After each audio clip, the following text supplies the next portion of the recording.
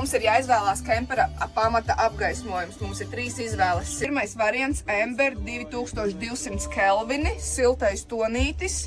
Otrais variants – 3000 kelvini, bet, ja godīgi, es teikšu, ka viņš izstāsta kā vairāk neitrālais tonītis šajā apgaismojumā. Visdrīzāk, tāpēc, ka tā atsita to gaismu, jā. Šis ir 4000 kelvini, neitrālais tonītis, bet viņš vairāk izstāsta kā augstais, laikam, tiem pelēkajiem toņiem.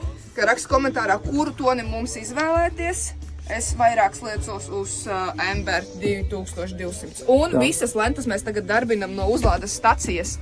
Visas 3 saslēdzot, mums tur patērē godus 110 vatus. 15 metri letus, 15 metri lentu, viņš 10 stundas gandrīz var nodarbināt.